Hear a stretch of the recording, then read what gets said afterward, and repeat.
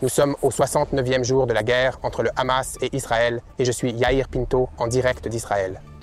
Hier, Ismail Haniyeh, le chef de l'organisation terroriste Hamas, a publié une déclaration depuis le Qatar où il se cache, affirmant que le Hamas, son organisation terroriste, ne renoncera pas et qu'il fait partie de la solution pour l'avenir des Palestiniens. Je ne peux pas accepter cela. Moi, la nation d'Israël, Tsahal, n'accepteront pas un avenir avec une organisation terroriste comme le Hamas à sa frontière. Vous devez comprendre que le Hamas déclare clairement que son objectif est d'anéantir Israël et le peuple juif. Je suis rentré à la maison pour un peu plus d'un jour après n'avoir pas vu ma famille pendant près de 2 semaines. J'ai eu beaucoup de mal à dire au revoir, à porter à nouveau ces uniformes et à retourner dans l'armée. Cela fait déjà 2 mois que je suis loin de ma famille, de mon travail, de ma carrière, de mes amis, mais je suis prêt à faire tout ce qu'il faut pour rester dans l'armée le plus longtemps possible, jusqu'à ce que nous ayons achevé notre mission et détruit le Hamas. Nous n'avons pas d'avenir avec le Hamas à nos frontières. Et il ne s'agit pas que de moi, il s'agit de toute la nation d'Israël. Tous les Israéliens qui sont engagés dans Tsahal nous soutiennent dans cette bataille contre le Hamas. Et leurs familles et nos familles qui sont à la maison sont unies.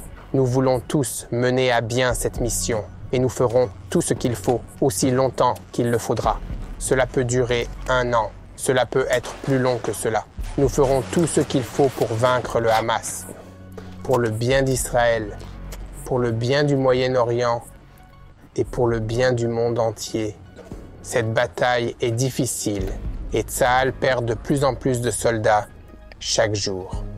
Mais tous connaissent les risques encourus en entrant dans la bande de Gaza et en entrant en guerre contre le Hamas. Nous sommes tous prêts à faire tout ce qu'il faut aussi longtemps qu'il le faudra, jusqu'à ce que nous ayons accompli notre mission. Hier, le porte-parole de Tsahal, Daniel Hagari, a déclaré que les sentiments étaient difficiles à exprimer au lendemain de l'enterrement de 10 de nos meilleurs soldats et officiers tombés lors des batailles dans la bande de Gaza. Le slogan de Golani est « Mon Golani ». Aujourd'hui, c'est donc notre Golani, Golani Shelanu. La bande de Gaza est l'une des régions les plus densément peuplées du monde.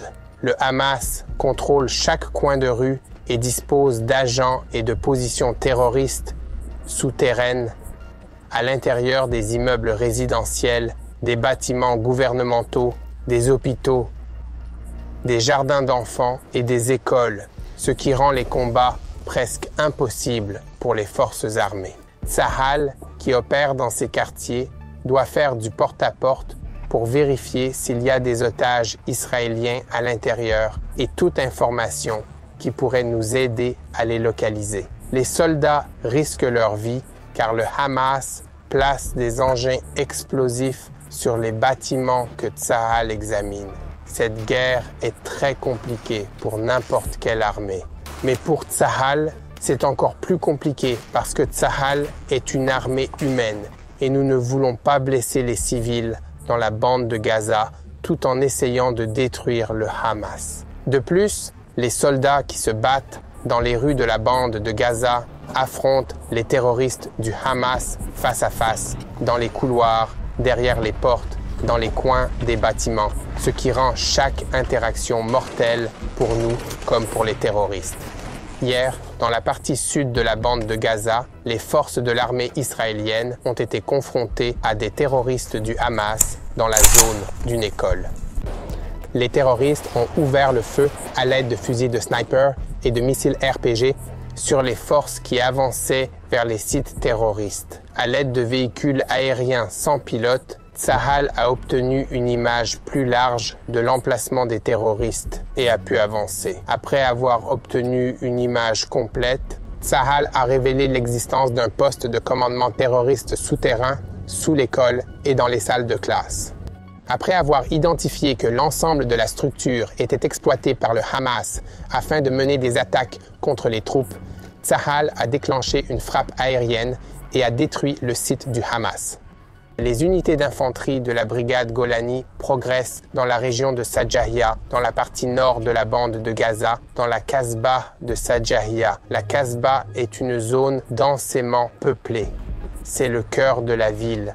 Dans cette zone, les bâtiments sont reliés les uns aux autres et il est très difficile de naviguer et d'opérer à partir d'une zone aussi densément peuplée. Imaginez-vous à quel point il est difficile d'opérer dans ces rues quand vous savez que chaque porte que vous ouvrez peut provoquer une explosion que les terroristes ont placée de l'autre côté.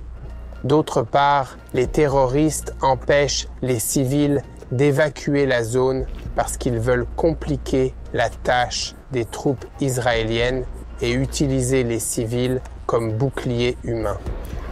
Tels sont les dilemmes auxquels Tsahal doit faire face chaque jour dans cette guerre, tout en subissant des pressions internationales pour mettre fin au combat sans aucun résultat militaire, sans libérer nos otages et sans détruire le Hamas. À la frontière nord d'Israël, dans la bataille contre le Hezbollah au Liban, le Hezbollah a lancé des roquettes sur des communautés en Israël. Aucun blessé n'a été signalé, mais Tsahal a ciblé des cellules terroristes du Hezbollah et des positions de commandement au Liban. Cette guerre peut se détériorer rapidement. Cela fait maintenant plus de 2 mois que je me bats dans cette guerre. C'est très dur pour moi. Ma famille me manque, mes amis me manquent, mon travail me manque. C'est très dur pour ma femme et mes enfants, qui ont besoin de moi à la maison. Mais cela n'est pas nouveau pour l'État d'Israël. Au cours de son histoire, tous les 10 ans environ, Israël a dû mener une guerre pour obtenir le droit d'exister. Et c'est une guerre comme celle-là. Nous nous battons pour vivre ici, dans cette région, dans la nation d'Israël. Cette guerre ne concerne pas seulement les soldats de l'armée israélienne. Cette guerre concerne aussi les familles qui nous soutiennent et nous permettent de continuer à faire notre travail chaque jour pour vaincre le Hamas. Alors, s'il vous plaît, lorsque vous priez pour Israël, priez pour les familles des soldats. Nous sommes tous ensemble ici.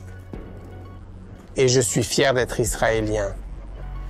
Et je suis convaincu que Dieu est de notre côté, comme il l'a toujours été du côté d'Israël dans l'histoire depuis l'époque de la Bible. Nous gagnerons cette guerre parce que nous sommes unis et parce que Dieu est avec nous. Joignez-vous donc à moi dans la prière pour la paix à Jérusalem.